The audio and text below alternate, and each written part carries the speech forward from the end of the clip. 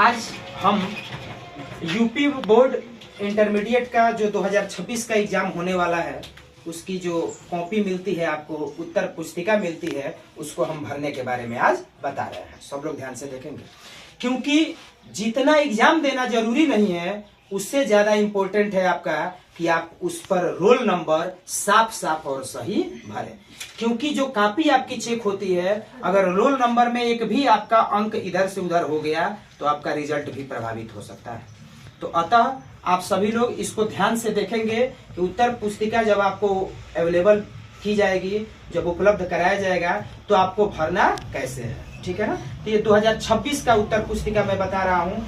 अगर उत्तर पुस्तिका आपको चेंज भी कर दिया, कॉपी चेंज हो जाएगा, तो ये लिखावट कभी चेंज नहीं होगी, ऐसे ही प्रारूप उसका होगा।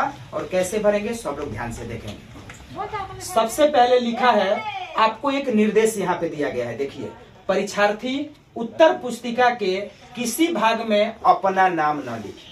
कभी भी उत्तर पुस्तिका पर आपको अपना नाम नहीं लिखना है, चाहे हिंदी हो या इंग्लिश, नहीं लिखना है। अब शुरुआत करते हैं। देखिए लिखा है, परीक्षार्थी का अनुक्रमांक अंकों में, ठीक है ना।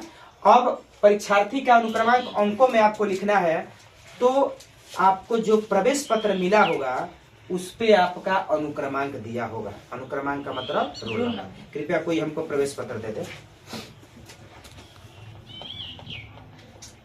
अपना एडमिट कार्ड।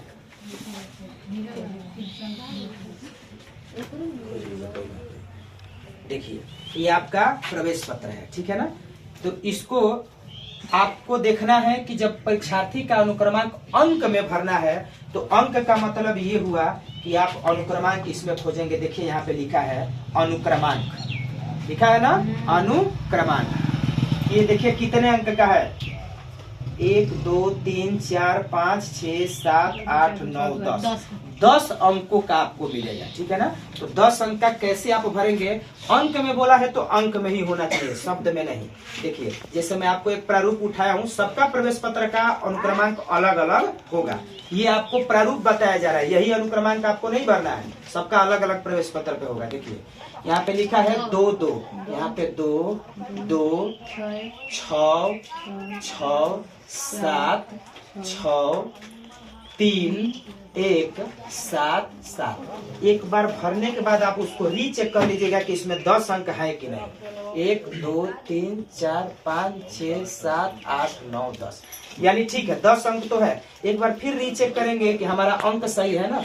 2 2 6 6 7 6 3 1 7 7, मतलब ये सबसे मोस्ट इम्पोर्टेंट है। आपको अंक पर ध्यान देना है कि कहीं अंक मेरा इधर उधर तो नहीं हुआ है ना। अब लिखा है परीक्षार्थी का अनुक्रमांक शब्दों में, यानी इसी चीज को आपको शब्दों में लिखना है।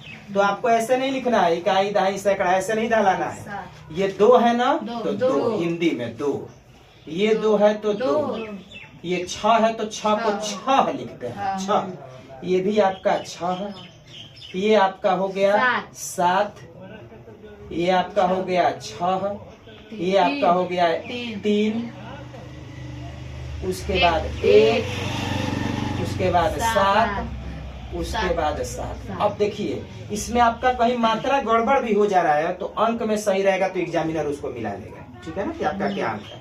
तो ये दोनों पर विशेष आपकी फोकस होनी चाहिए, क्योंकि अगर ये दोनों गड़बड़ हुआ तो आपकी पूरी काफी गड़बड़ हो जाएगी, लिखने से कोई फायदा नहीं।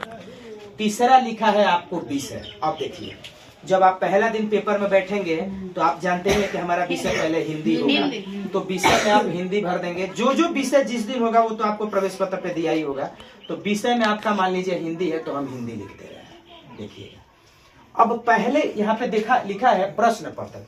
पहले क्या होता था ना कि हिंदी का 2 पेपर होता था।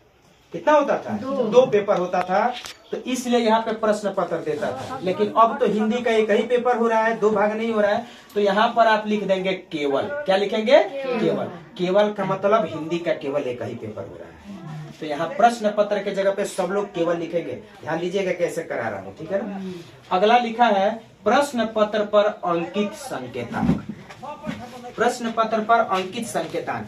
जब आपको पेपर मिलेगा ना, पेपर जब मिलेगा आपको, पीला कलर का हो या व्हाइट कलर का हो, कलर से कोई मतलब नहीं है, तो आप देखेंगे कि उसके साइड में पेपर का ऐसे लिखा रहेगा 301 डीपी या एसपी या पीके, ऐसे करके कुछ लिखा होगा, ठीक है ना। तो आप उसको यहाँ पर डाल देंगे। ये आपको प्रवेश पत्र में नहीं मिलेगा। प्रश्न पत्र पर अंकित संकेतक, जब आपको पेपर दिया जाएगा करने वाला हिंदी का, उस पर देखिएगा ऐसे ही लिखा रहेगा, कुछ अंक रहेंगे और कुछ एबीसीडी का लेटर रहेगा। तो मान लीजिए मैं एग्जाम्पल के तौर पे ये लिख दे रहा हूँ 301 डीपी सपोज दैट। अब यहाँ कुछ भी हो सकता है, ठीक है ना, ध्यान दीजिए। अब आ गया परीक्षा का दिन। तो आपको याद होना चाहिए कि जब हम 18 तारीख को जा रहे हैं पेपर देने, तो वो दिन कौन सा है आपको पता है? 18 तारीख को कितना दिन? बुधवार। वेरी गुड, बुधवार है, यहाँ पे लिखेंगे बुधवार। बहुत सुंदर, बुधवार देख लीजिएगा, ठीक है ना।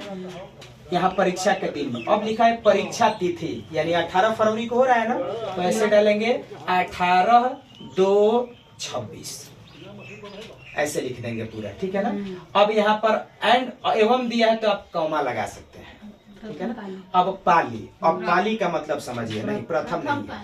जब इंटरमीडिएट का पेपर दे रहे हैं तो 2 पालियां हो रहा है ना, एक सुबह पेपर होता है, एक शाम को होता है। तो इंटरमीडिएट का शाम को हो रहा है ना, तो उसको द्वितीय पाली बोलते हैं। इंटरमीडिएट का यूपी बोर्ड में हमेशा द्वितीय होता है, प्रथम हाई स्कूल वालों का होता है द्वितीय। लेकिन हाँ, अगर मान लीजिए किसी दिन आपका पेपर सुबह में कर दिया, तो उस दिन आप प्रथम पाली लिखेंगे, याद रखिएगा।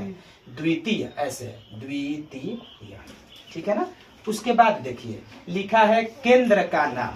आप प्रवेश पत्र पर देखेंगे केंद्र का नाम कहाँ है, यानी सेंटर।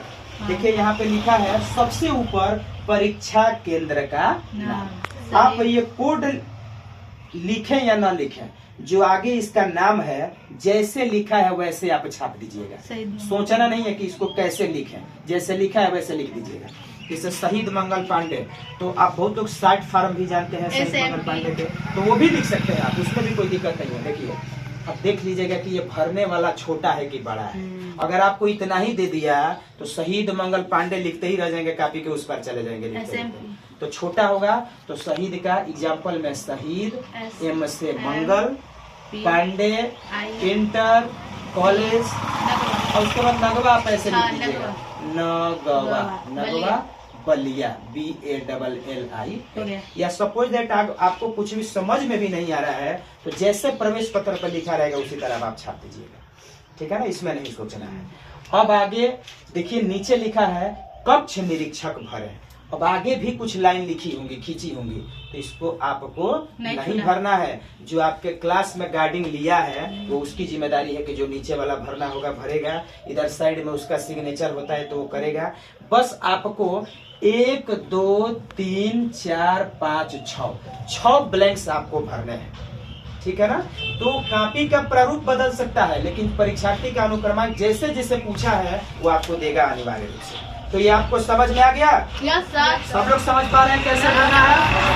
ठीक है, कोई डाउट किसी को? नहीं सर। हाँ, इसी तरह आप एग्जाम में बहुत ही धैर्यपूर्वक, पैसेंस होना चाहिए कॉपी को भरते समय कि कहीं रोल नंबर हमारा गड़बड़ ना हो।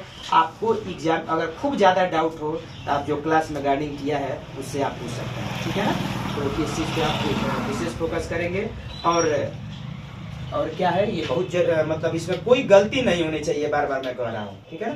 तो आप इसको ध्यान से रखिएगा। तब तक के लिए धन्यवाद।